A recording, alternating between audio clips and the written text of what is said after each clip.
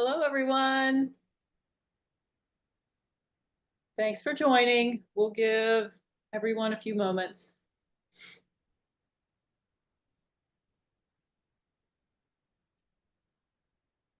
We'll begin in a moment. We just want to give everyone a chance to get logged on.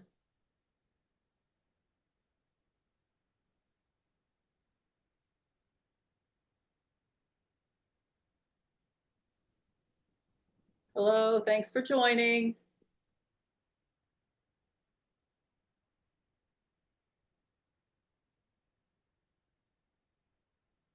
All right, let's get started.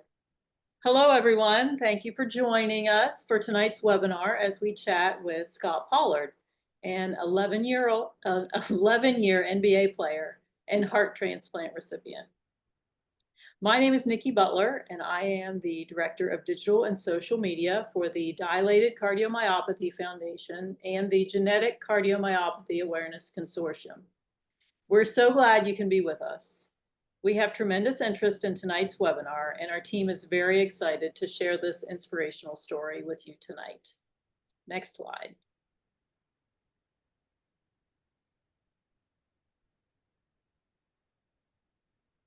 Just a few housekeeping items. All attendee microphones are on mute upon joining so that you can hear the presenters. Please enter your questions into the Q&A feature of Zoom at any time. We will likely be answering questions throughout tonight's discussion, and then we can follow up with a dedicated Q&A at the end. And next slide, we do have a poll for tonight. So Justine, if you could push that poll forward. We always love to know who is attending tonight's webinar.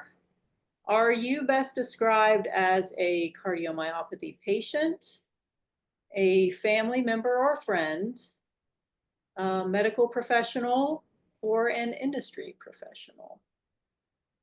It's always interesting to see these results. I know there is tremendous interest in Scot's story tonight. All right, let's share that. Patients.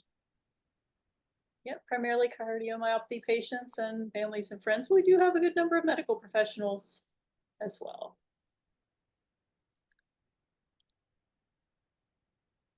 So let's keep rolling. Next slide. I do want you to know that this webinar is being recorded and it will be posted on our YouTube channel following tonight's discussion. As registrants, you will receive an email with a link to the recording. Our YouTube channel also houses a library of our previous webinar recordings, and using the auto translate feature, these videos are available in 54 different languages. And next slide. I'll give you a little background. The DCM Foundation, focused on dilated cardiomyopathy, created the Genetic Cardiomyopathy Awareness Consortium, or GCAC, in 2023. This effort began in 2022 when the DCM Foundation recognized a major gap. Genetics in cardiomyopathy wasn't being widely discussed, not by medical professionals and certainly not by patients. And we realized something important. You can't talk about genetic cardiomyopathy in silos. Many gene mutations cross diagnostic boundaries. For example, a single gene variant might cause dilated cardiomyopathy in one person and arrhythmogenic cardiomyopathy in another. Because of that overlap, we needed a broader, more inclusive approach. So GCAC was formed to raise awareness and provide education about genetics and cardiomyopathy across all types. And next slide. In just the past 2 years, we've made meaningful progress. Awareness in genetics and cardiomyopathy has increased significantly, both in the medical community and among patients. When we launched GCAC, we started with 8 patient groups. Today, we've grown to 11, and we're continuing to expand. This momentum shows there's a real need and real interest in understanding the genetic side of cardiomyopathy. And next slide.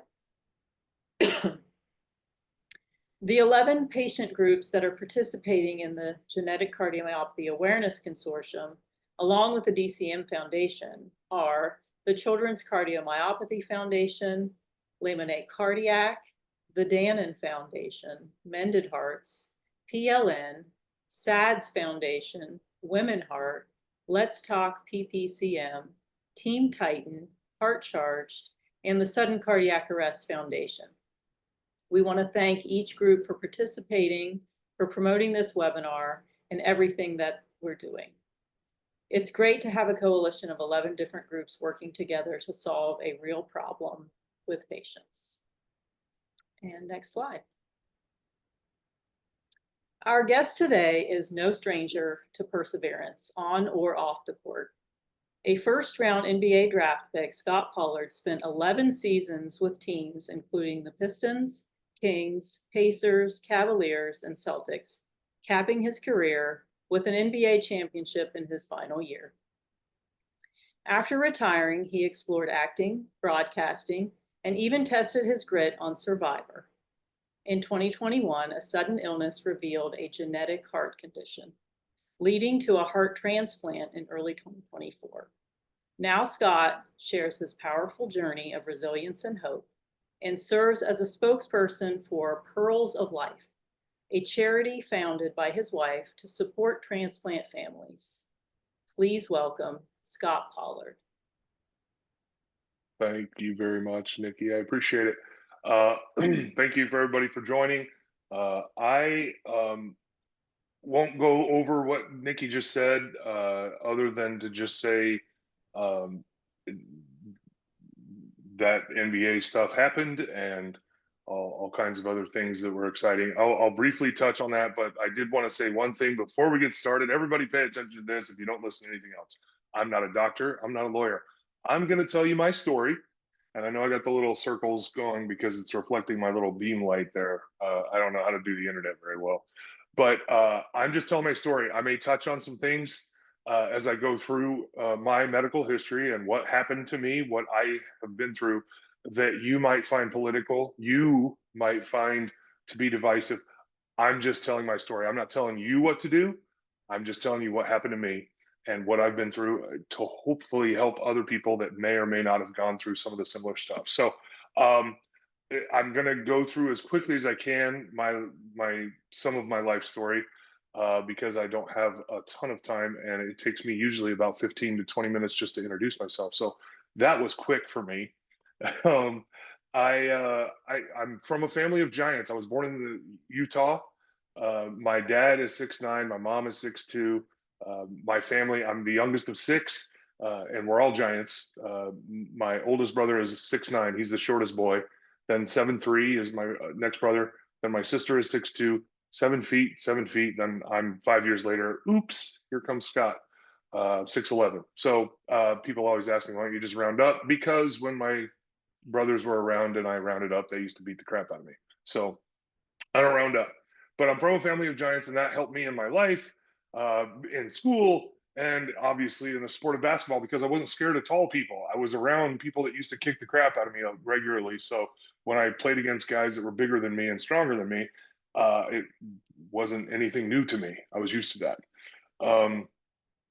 I got through high school and college. I played at University of Kansas. We invented the game. Don't get me started on that, because I will talk for 4 hours about the University of Kansas and the historical importance of Kansas as a state, or the University of Kansas and the basketball program, as it is its importance in the history of basketball.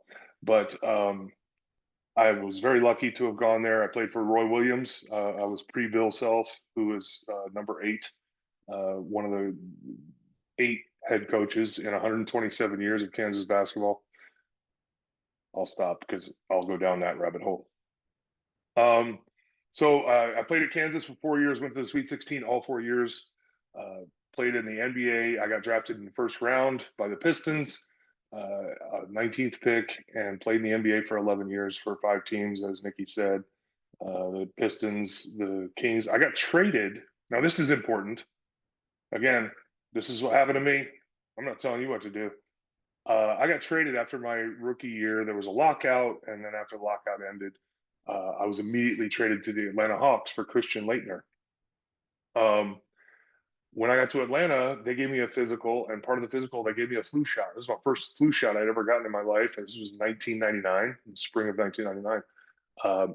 I immediately got the flu, and I got so sick that I missed training camp. Now, because it was a lockout season, the training camp was shortened, and it was about a week long. Well, I was in my hotel very, very ill that entire time.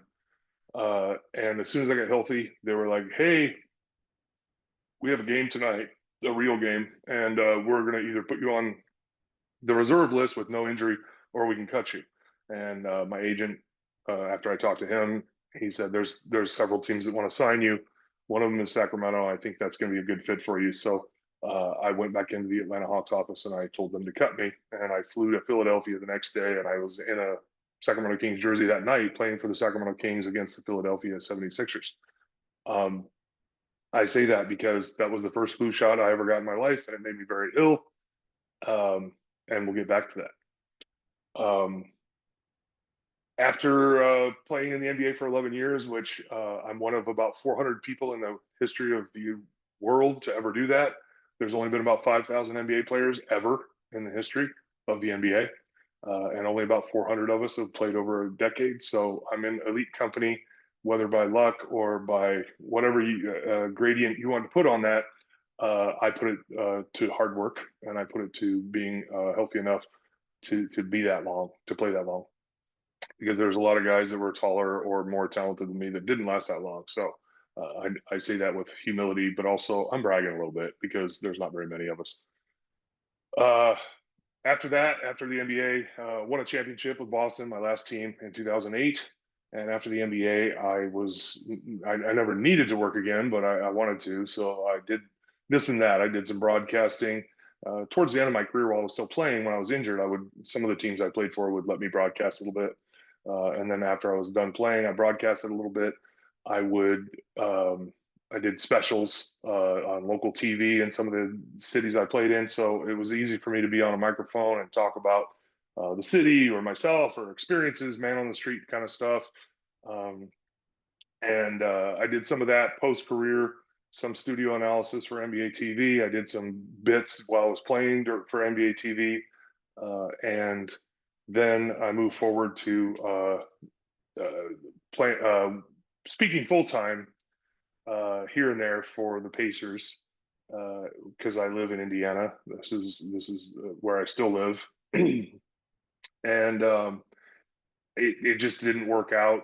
They have their formula of what they want people to be and talk about, and how much they want to pay them, and none of that fit me. So I wasn't with the Pacers for very long, and I got approached by the TV show Survivor in 2011. And I turned him down because at that point in my life, it wasn't a good time for me to leave the country for about 7 weeks. But then I got approached again in 2014.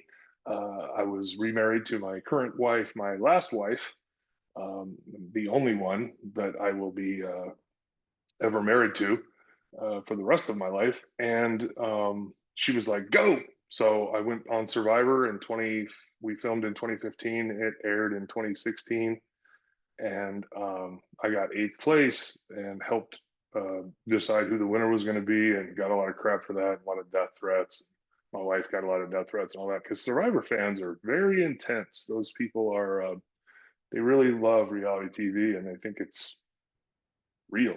The surviving part is I lost 46 pounds in 28 days, but the drama is very contrived and heavily edited, and I said and did everything that they showed me saying and doing, but they sure did leave out a lot of stuff that I said and did also. Um, so fast forward to January of 2021. In between there, I'd been in some movies. I acted. I helped produce a movie, and that I starred in as well. None of these are big movies that you would have ever heard of. But again, just being in front of the camera and being on the microphone, I was very healthy. I worked out very regularly. I didn't run much, but I did lift weights and You know, kept myself in shape. I walk a lot, and I got my heart checked every year because, again, my dad died when I was 16 years old. He was only 54, and it was always a concern of mine. The best thing we knew about what happened to him was that he had a virus years earlier, and he just continually got sicker. And then when we finally got him to go to the doctor, it took about a year before he finally passed. He technically was on a transplant list, but at 6'9" and 380 pounds in 1991, the doctor told him there's not going to be anybody that gives you a heart. So we knew it was a death sentence for my dad. So that was always in the back of my mind. That was always something I thought about, and that's why I got my heart checked every year. Obviously, no problems throughout my high school, college, and NBA career. No problems post career. Everything was fine. I was very healthy. I got my heart checked every year, and it stayed the way it was. It was great. Um, and in January of 2021 was another one. All the results came back great. You're normal. Keep on doing what you're doing. And then obviously there was something. Oh yeah, COVID. And my doctors recommended I get a COVID shot. I said no. I'm feel good. I'm healthy. I'm relatively young. I was 46 years old at the time. I said, nah, I'm not doing that. They said you should get a flu shot. And I explained to them, remember the flu shot story, how I've only had one flu shot in my life, and I got so sick that I got cut from the Atlanta Hawks. So even though I'd had kids in between there, I have 4 total kids. You know, and doctors are always saying, "Hey, whether you're mother or father, you should get a flu shot to protect the baby."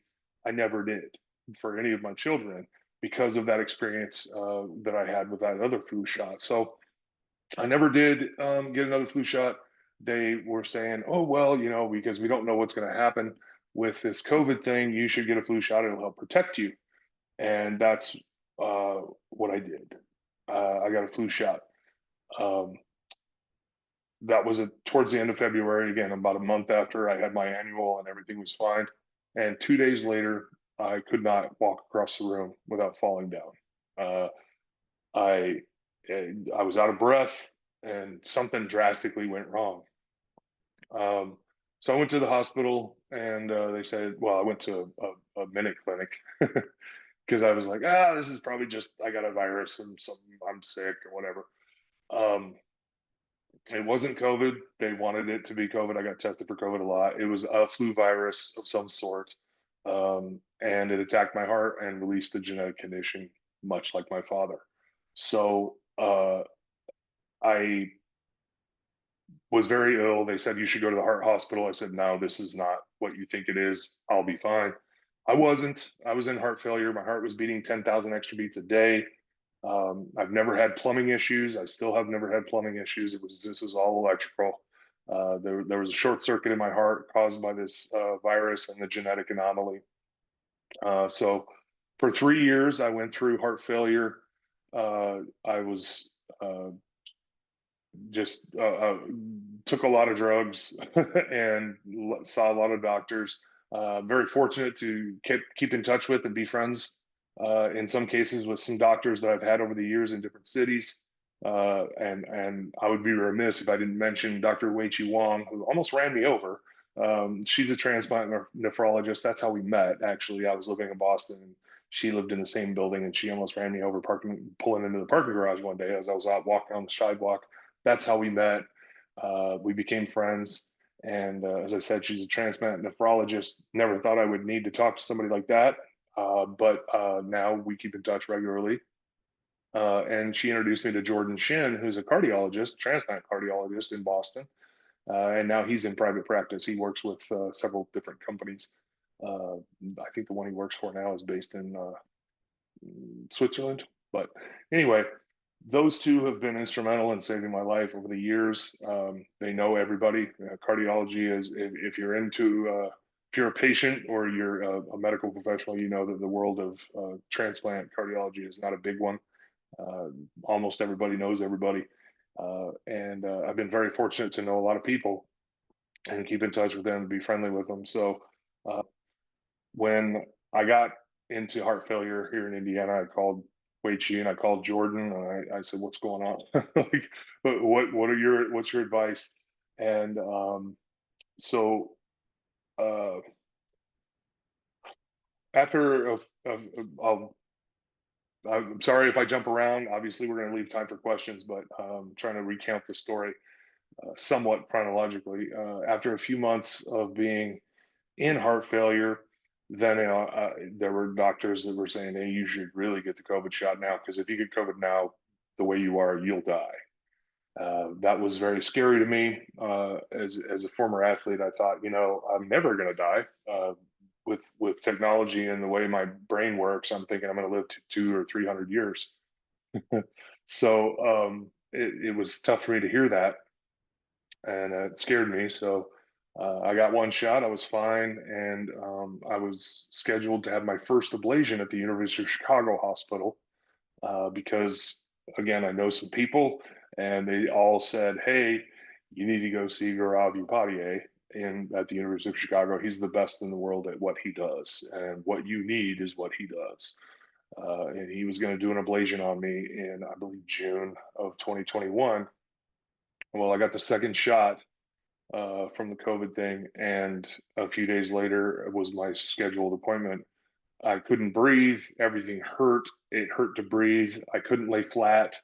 My chest was just on fire. It felt like something was burning inside of me, on top of the 10,000 extra beats a day. And so I went to Chicago and was like, "Something's wrong. This hurts." And they did a scan and they said, "We can't do the ablation, but we're admitting you to the ICU. You have myocarditis and pericarditis. The pericardium of my heart, the sac that holds your heart, was squeezing my heart because it was so inflamed." So they couldn't do the ablation. They admitted me to the ICU and almost died. So, long story short, I'm not ever getting a flu shot or a COVID shot ever again, because my body does not like those. So there's that. And then eventually I was able to get an ablation. It didn't work. Then we scheduled more drugs. Over those 3 years of heart failure, I took pretty much every drug that you could conceive. One of them I remember, the first side effect was death, and another one they said, "Well, we don't give this to people with what you have anymore, but it had some success in the 70s. The reason they stopped doing it is because it was killing people. So we're going to give it to you." And the local pharmacy had to wait 2 weeks to get it in. And then when I went to pick it up, it was in a glass bottle. And they said, "Don't touch this with your bare hands." So I've taken lots of drugs, and ultimately 3 years in, none of them worked. Three ablations didn't work. And that's when in 2024, in September of 20, no, I'm sorry, 2023, September of 2023, it was 3 years, it was about 2.5 years of heart failure. They said, "We need to start talking about transplant." Dr. Chaudhry here at St. Vincent's in Indiana, who is my primary cardiologist. And of course, knowing my history of my father, I'm thinking, "Oh no, I'm too big to get a transplant. I'm going to die, just like my dad." So that was what was on my mind, what was on my wife's mind, as we go in to see Dr. Chaudhry, and he talked us off a cliff. Well, he talked her off a cliff. I was still saying, "No, I'm not doing that." Uh, and I will try to skip forward as quickly as I can because I'm running out of time here. But we uh, we talked about transplant. I got registered here. That was September of 23. I got registered at the St. Vincent's here in Indiana in about December, and that's when I said, "I'm not doing it. Uh, it's too scary. I'm never going to get a heart big enough for me, and I don't want to go through this." I've had lots of surgeries in my life, for whether it was, molars, wisdom teeth, whatever, eyes. I've got permanent lenses in my eyes, but also I can't remember how many orthopedic surgeries I've had from injuries, to keep playing basketball. So I know what it's like to be under. I know what it's like to rehab. I know what it's like to do all that, and it's not fun. None of them. And I just thought, you know what? I've had a great life. I'm just going to let it play out. I'm gonna live until I can't live anymore. And thank God I'm married to the right person, because my wife looked me in the eye and she said, "This isn't about you. This is about me and your kids. You need to be around for us. I know you've done great things. You're a great person." Now, those are her words, not mine. But she said, "This is about your family. You need to be around for us." And it really it came full circle, because I thought to myself, wow, I was thinking about potentially voluntarily ignoring technology and doing inadvertently what my dad did unintentionally, which is there was no choice for him. He didn't have a choice. It was just he was too big to get a transplant. And here I was saying I have the option of potentially getting a transplant, but no, I'm not going to try. And I had at the time a 16-year-old and a 6-year-old. And I have two older kids, but they were adults already, and they're adults. So it was more about the two younger ones that are still in the house. So um, she talked me into it. I went and got registered at the University of Chicago. I went through their testing process, and I didn't get listed yet. I was on my way home, and the cardiologist there called me on the way home and said, "If I had your Indiana information when you were here, I might have kept you." He goes, "It's not enough for me to say you need to get back here now, but you're not doing great. So be careful, be good. I know you're going to Vanderbilt. Take a weekend." And that's what I did. I took a weekend, and then I went to Vanderbilt thinking I was going to be there for 3 days. And on day 2 of testing at Vanderbilt, they said, "You are not doing well." And they put me in the ICU immediately and listed me as a status 2 E for my exceptional height. And mostly, actually, I think they said exceptional height, but really what it was is my exceptional good looks. Um, that's I was just waiting for laughter there. All right. So I anyway, laughed. I was on mute. Sorry. Continue. that's where we are. And that's my transplant journey. And Greg, if there's anything else you want me to touch on, I'm happy to do so before we get into a Q&A or. Yeah.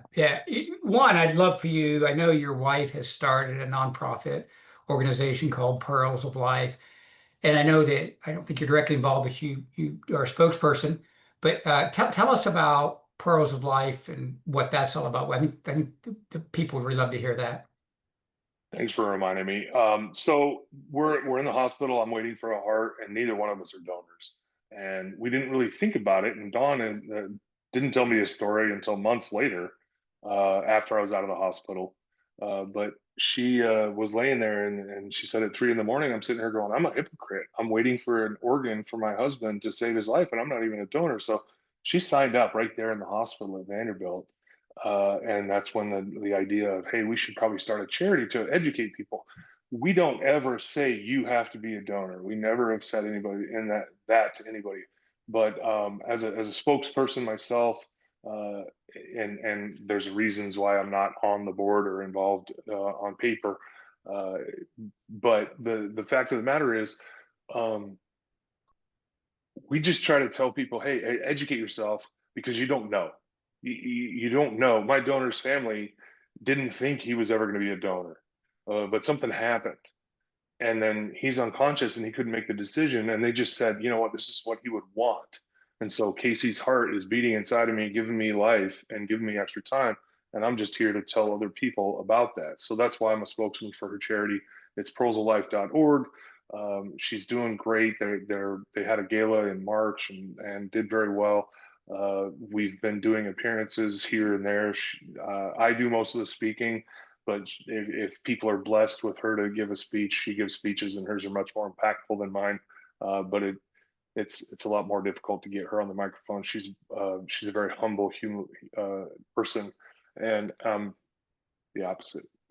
Yeah, great. You said it's at pearlsoflife.org is the Pearlsoflife.org. great. You can learn all about it there. And the next gala is oh, I see, Annika Raleigh. Hey, Doc. He's at Vanderbilt. Our next event is March 14th of 26. and it's here in Indiana. So everybody's invited. Check out the website. We'll get the link up there very soon. Great. And we send out the link to this. We'll also include the website and the link to the Pearls of Life too.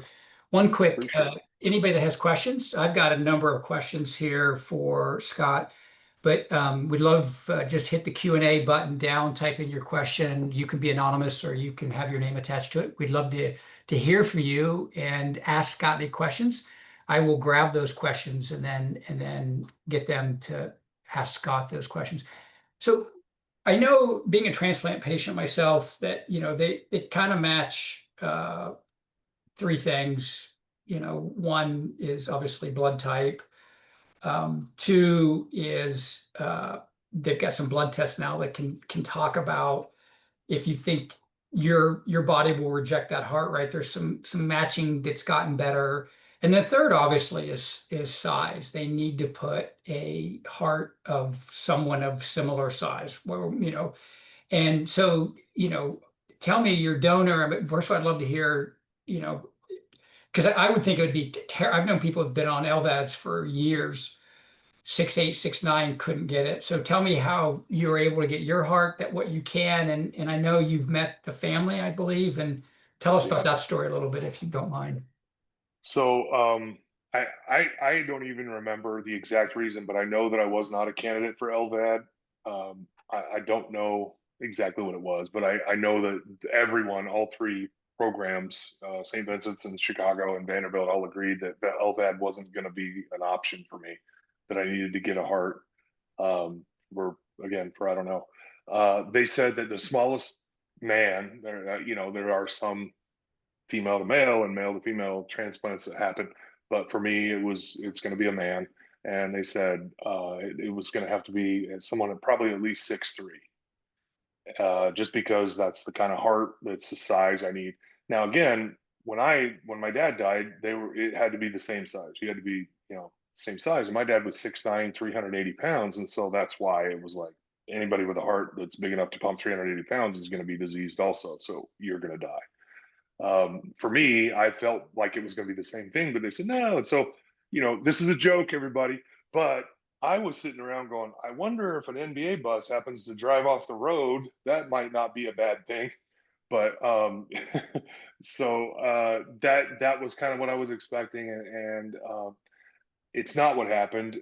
My donor, Casey, had been in and out of the hospital for 3 years himself. He had lung problems. He was a former smoker. He was on oxygen at his house. And I know all this because I have become friends with the family. We've met his wife, Pamela, and their son, William.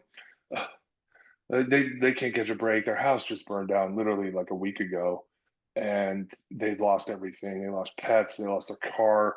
William was in the hospital for smoke inhalation. So we've been trying to do our best to help them out as well. But they're living with his sister Megan right now until they can find another place to rent. But they've told us all about Casey. That's my donor's name, and his last name is Angel. That is a true story. Wow. Which is incredible. Angel with 2 L's. But he was a big guy, but he wasn't as tall as we were expecting. He was 5'11", but he was a big man, and his heart is huge. It's right here, and it didn't wake up again. So I have a new pacemaker. I had a pacemaker defibrillator in the traditional spot, and they took that out when I got transplanted. And then you wake up from transplant with external defibrillator, or not defibrillators, but pacemakers, to get the heart going and train it. And then most people's transplanted hearts wake up. Casey's didn't. And so in order to get out of the hospital, they were like, well, we have to take the external pacemaker off, and it's not going. So you're going to have to get a permanent pacemaker in there if you want to leave the hospital. I said, I'm out. Everything else is good. And they were like, yes. I said, then I don't want a pacemaker. But it's keeping this heart beating. I get checked, and the pacemaker is doing great, but the heart, it won't beat without the pacemaker. So the pacemaker's keeping Casey's heart going, and I'm happy to be alive. Yeah, thank you.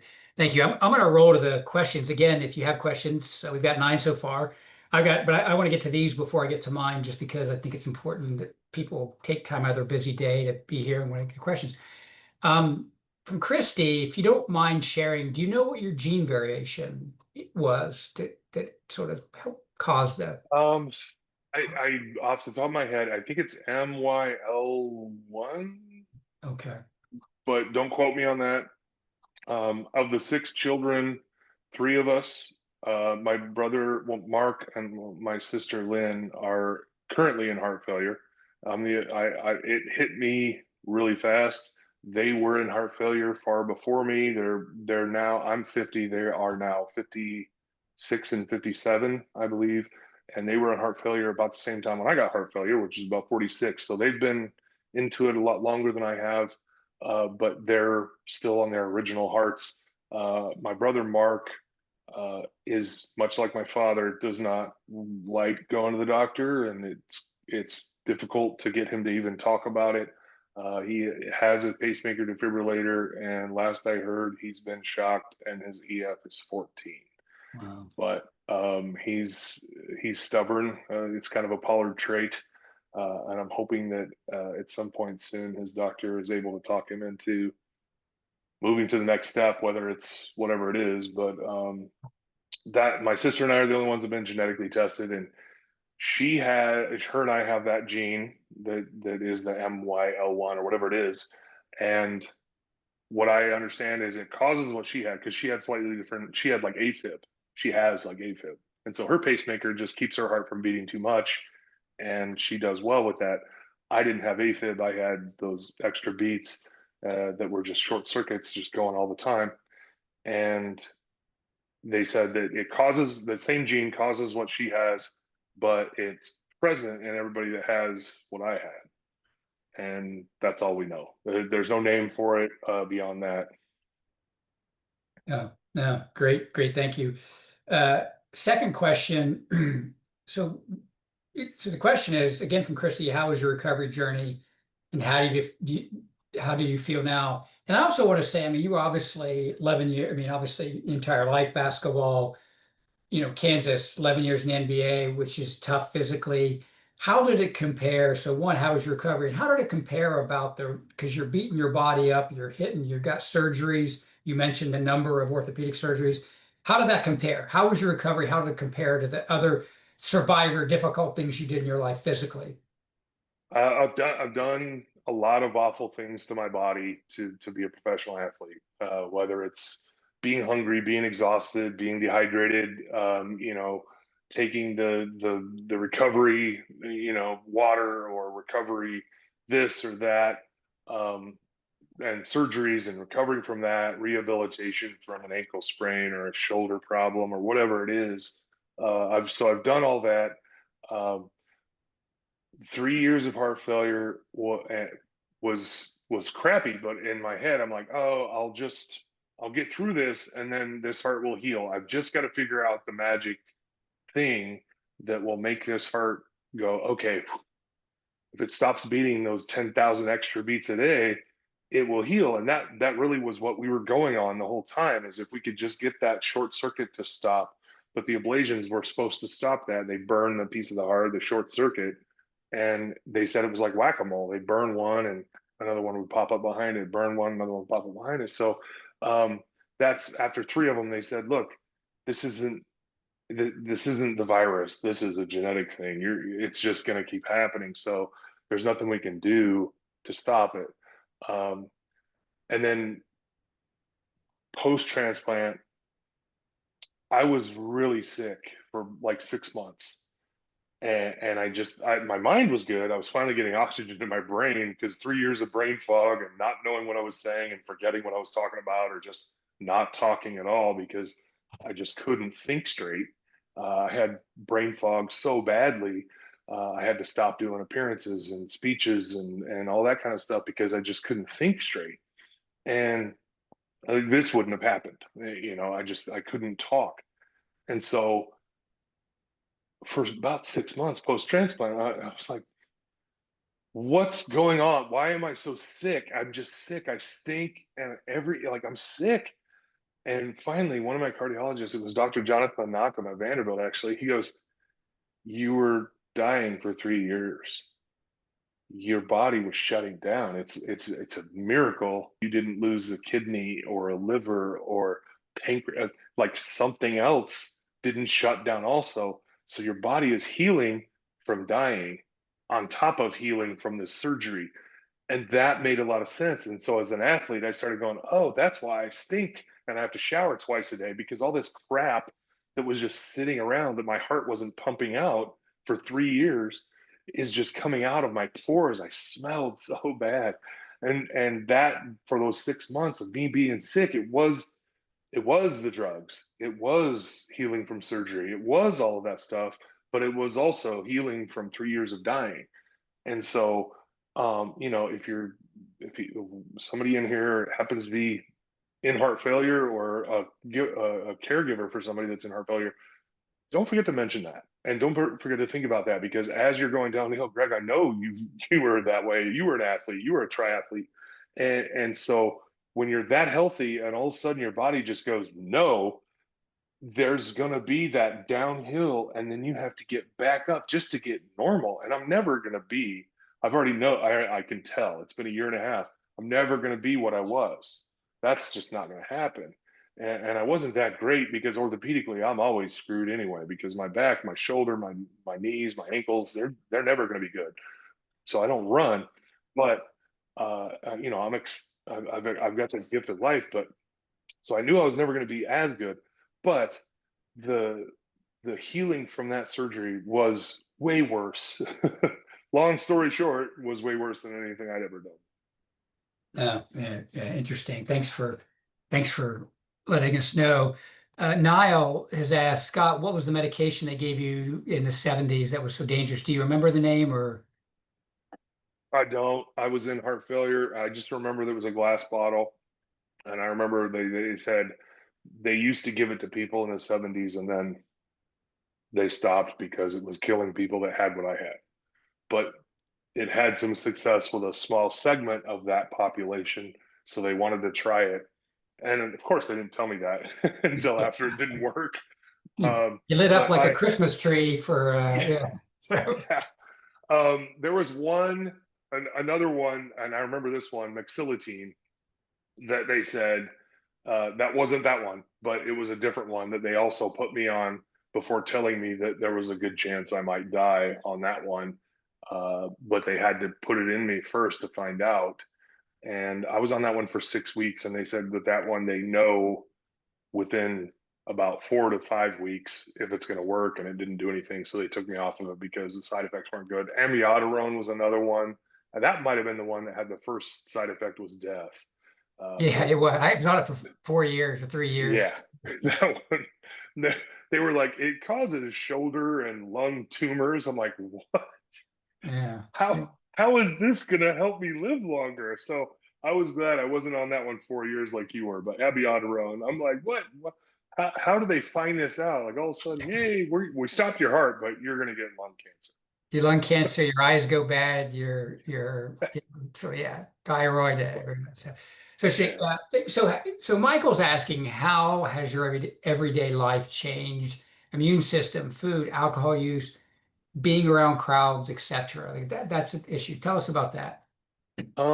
So they're going to give you all kinds of rules post transplant that they say this, and it's to build habits of being a smart person with your immune system, because the drugs that you have to take every 12 hours kill your immune system. They knock it down so you don't reject the organ. That's easy. As an athlete, it's easy for me to get into a routine of don't eat this, don't drink that, take this, make sure you do this. That part was easy. The structure of that was easy as a disciplined guy. But after a while, and I knock on wood, I've been traveling, and I have been less careful in certain aspects because I'm doing well. And I would imagine that when, I'm assuming there will be a time that I'll get sick from letting myself be around too many people or whatever. But I've gone and given speeches in rooms of 1,000 or more people. I've given speeches at a high school with my wife and been around all those kids, hundreds of kids. And obviously I have school age kids, so they're going to school and coming home and bringing stuff in. And, you know, we're doing washing hands and we do our best. But I've been lucky. And I think part of that is just because I used to never get sick. I think that I've already had a pretty good baseline. But the hardest part for me is I'm not allowed to do anything to support the drugs. You know, I'm like, I want to take this natural supplement. I want to take this natural, you know, whether it's a mushroom or it's a this or that. It's like, this is totally from the earth and this makes sense. And I'm like, no, because it could possibly enhance your immune system.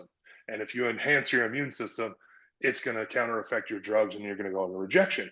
Or it might boost, you know, some other problem, or it might counter affect your drugs. And so there's all kinds of things. Because of my orthopedic issues, I want to take anti-inflammatory stuff.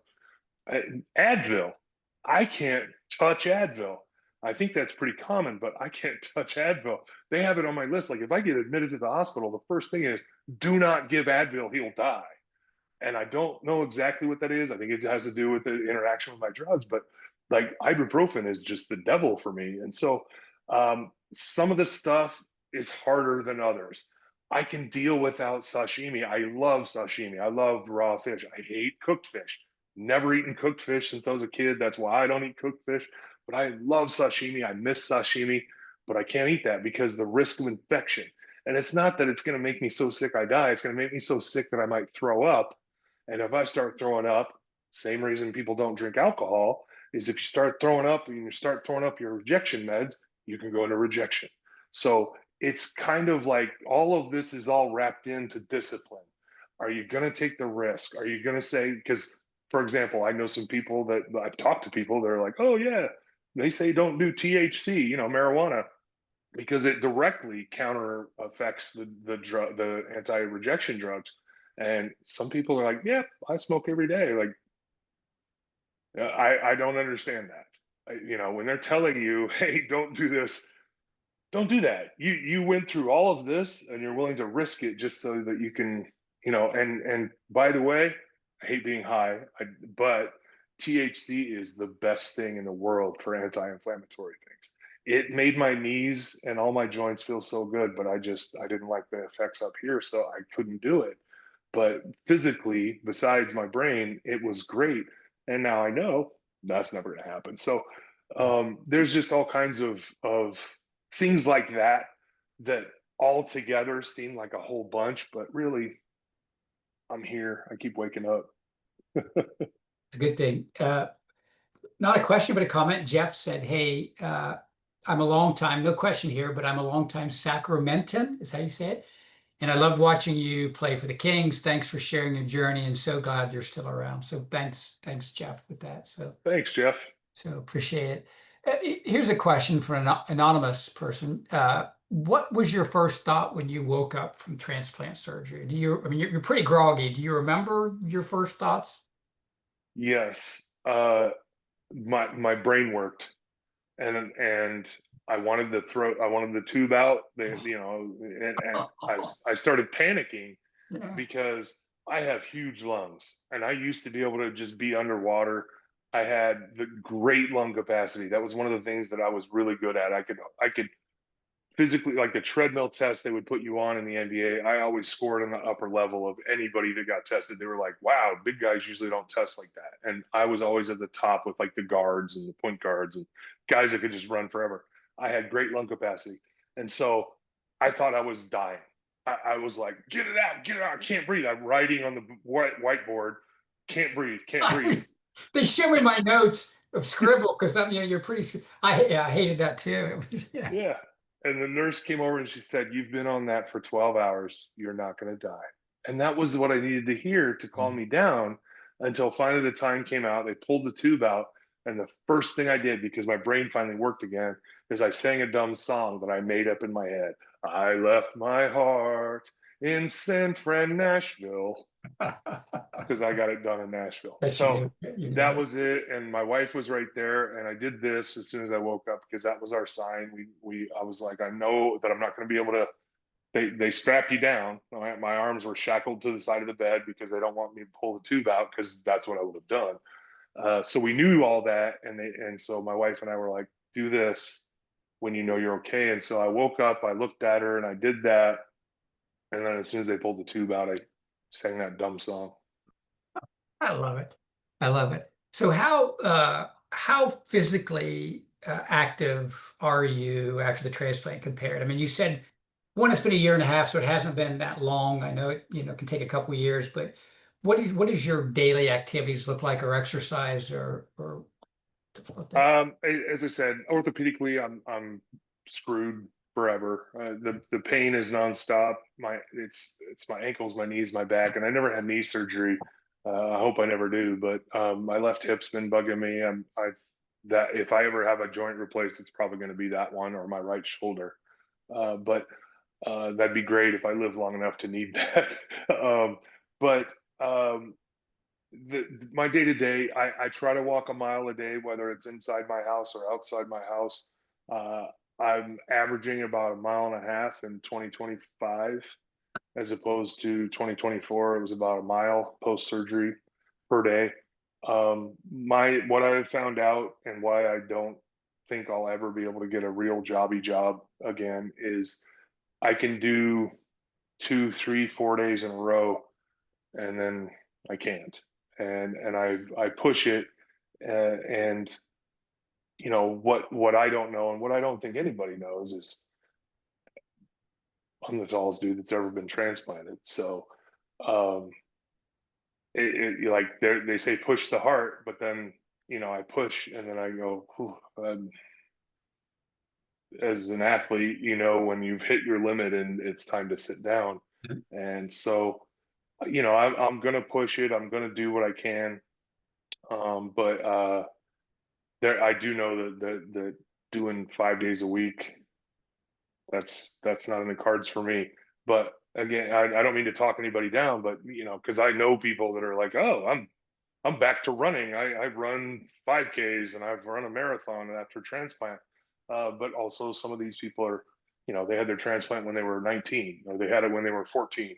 And they're normal sized people that didn't beat the hell out of their body for 30 years like I did. So not comparing, but just there's different life circumstances that set people back. So I am happy to be here. I am happy. I keep waking up every day, and I think that day to day, well, I don't think I know. This is way better than heart failure. It's not what it was before heart failure, but it's way better than heart failure. And if this is exactly how I feel for the rest of my life, it was 100% worth it. Yeah, 1000% agree. Leslie asked, has any doctor studied or explained why your body reacted so negatively to vaccines? Anybody take a look at that?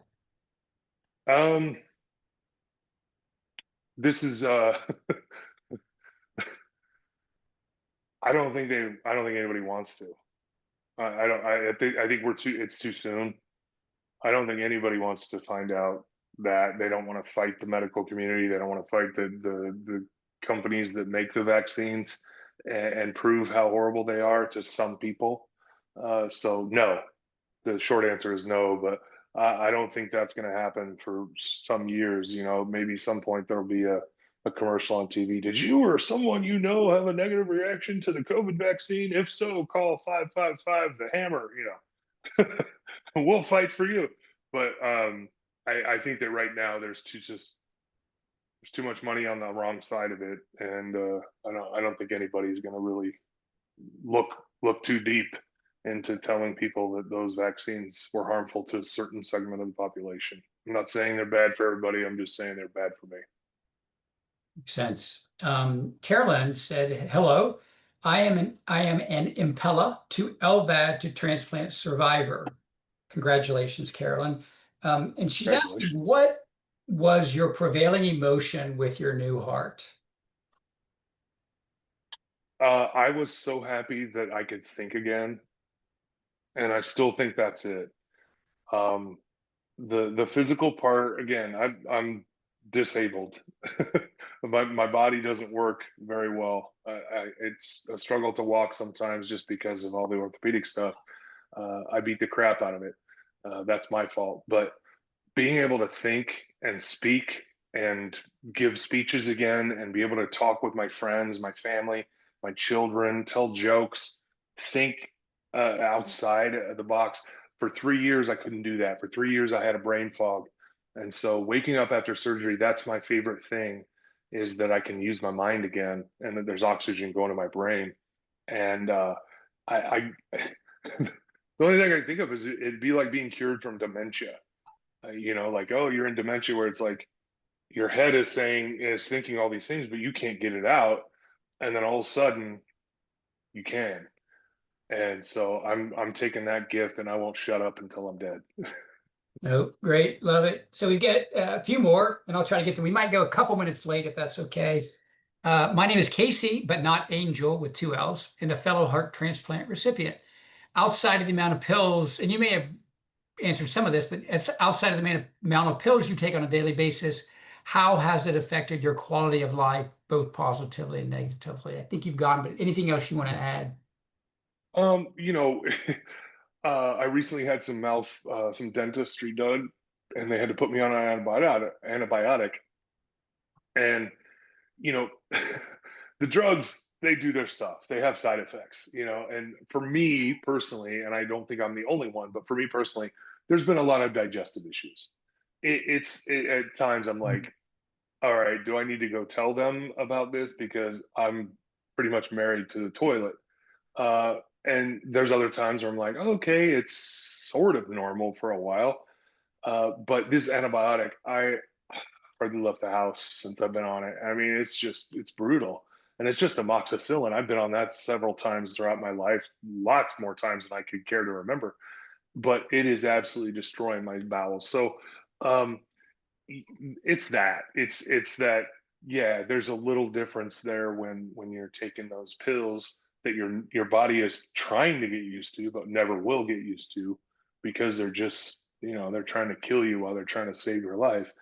Um, but yeah, the new little, and I was doing great, and about 8 days ago, I had to get a tooth worked on, and they were like, "We need to put you on an antibiotic just so that you don't get really sick." And this is going to be a while now because they had to. We're not done. I've got to go back and get more. So I'm probably going to be on an antibiotic for the next month or so, maybe longer, because they're going to keep doing stuff in there. But it's that's reality. That's just the way it is now. And again, I keep waking up. The rest is gravy. Yeah, no, it's great. And I've had the same issues with amoxicillin. Never hurt me before, but it's not good now.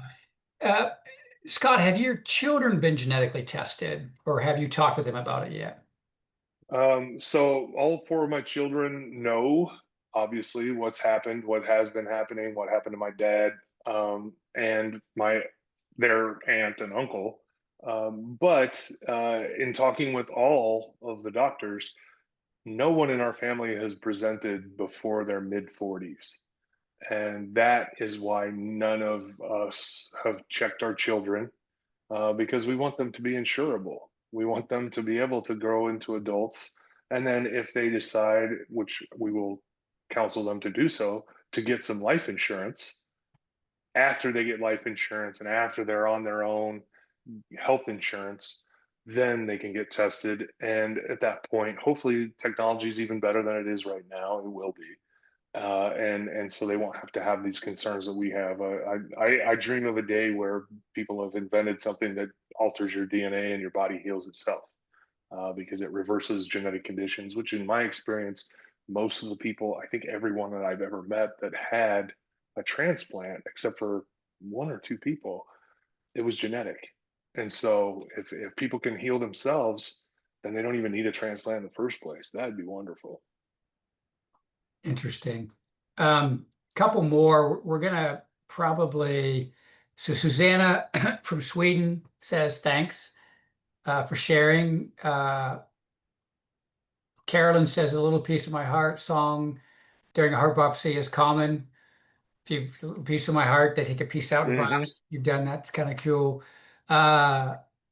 Thanks so much for doing this. We talked a bit about your medical routine. Did you name your pacemaker at all? Carolyn has named Yeah. her pacemaker. I haven't, but Uh, and then I'll do the last one. This is sort of just a story from Pat, and then we'll finish.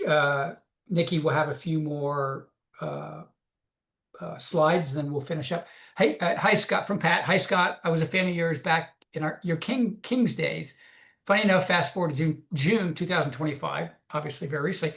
I get VTAC 205 beats per minute for 2+ hours from running. I drive to the patient first, thinking something is off. They freak out on me, call 911 saying I should be dead. I get shocked and get admitted to the hospital. Turns out my left ventricular is showing ejection fraction of 20%, which is low. Then MRI showing severe scarring, worst doctors have seen from an advanced heart failure clinic that they've seen. Everyone is surprised I'm still alive and tell me I need a heart transplant. They sent me home with an ICD and pacemaker, plus a ton of meds and said, good luck. Well, the day I got home, your ESPN documentary comes out, and it definitely gave me hope. What great timing. I just want to say thank you for sharing everything during the ESPN documentary and this webinar. You continue to be an inspiration. God, I'm going to start crying. My background is a very healthy college athlete and Marine Corps pilot, now 37 years old and still fairly active. So Pat, thanks so much for sharing. wow, Pat, thank you for sharing. 37 is too young. We're all too young, Greg included. Wow, that's a tremendous story, and literally, you know, I like we talked about. I'm not sure that I'm ever going to be able to have a real jobby job ever again because of my disabilities. But that's what I feel like is my life now. That's my purpose, is to help spread the word, give people encouragement, give people the idea that, hey, if this freaking ugly old giant can get a transplant and move forward, you know, please consider becoming a donor and spreading that word to people. Like, hey, you're not going to need them, and you know, busting the myths. One of them is just, you know, people waking up while they're doing the harvest. Like that doesn't happen. And there's so many other myths, and you know, my response is always, well, if there's shady stuff going on, why are all of my transplant doctors and surgeons or organ donors? If that stuff's happening, why are all of them donors? So Yeah, thank you, great. Pat, for sharing. That I was about to cry too. Yeah. Good luck. No, thanks, everyone. Thanks, Nikki. Thanks, Justine, behind the scenes. Scott, thank you so much for sharing your story. We'd love to have you back. And I'll definitely be in Indianapolis on March 16th. Thanks, everyone. Yes, can't wait. I do have just a few slides to share here just to wrap up. We want to actually go back a slide if you could, Justine. We wanted to thank all of our sponsors whose logos you see on the screen. Thank you to all of the patient partner groups for helping us to spread the word about tonight's webinar and for their support all year long. And as stated earlier, you will receive an email with a recording of tonight's webinar, and Scott will be sure and include a link to Pearls of Life as well. I do want to point out, Thank you. I thought it was very clever. Pearl was your father's name, correct? Pearl was my father's name. It's Heart of Pearl is the ESPN documentary, and Pearls of Life is the name of it. And you know, also the double entendre of, you know, a pearl of life being your heart or your kidneys giving life to someone else. That's the pearl that you're giving to somebody as a donor. So lots of wordplay there, but Pearl was an incredibly inspirational man. So we give him all the credit in the world. I like that you worked his name in there. Next slide, please. And we'll go to the next one. We are excited to share that our next webinar will take place on Wednesday, September 17th at 6 p.m. Eastern Time. During our 2025 series of webinars, we've received more questions than we typically allot time for live answers. So our September webinar is devoted to providing a panel of experts to address your questions concerning cardiomyopathy. The registration information is available on the DCM Foundation website. So you can register online at dcmfoundation.org. If you cannot attend live, go ahead and register and you'll receive a copy of the recording via email. And finally, one last slide. Thank you, Scott, for sharing your story with us this evening. You've given us not only a glimpse into your personal story, but also a reminder of the strength of hope, perseverance, self-discipline, and community and family support. So thank you for the important work that you and your family are doing through Pearls of Life. Again, thank you, Justine, for the behind-the-scenes Zoom assistance, and thank you all for tuning in. Be well, and we'll see you in September. Thank you, everybody. Thank you.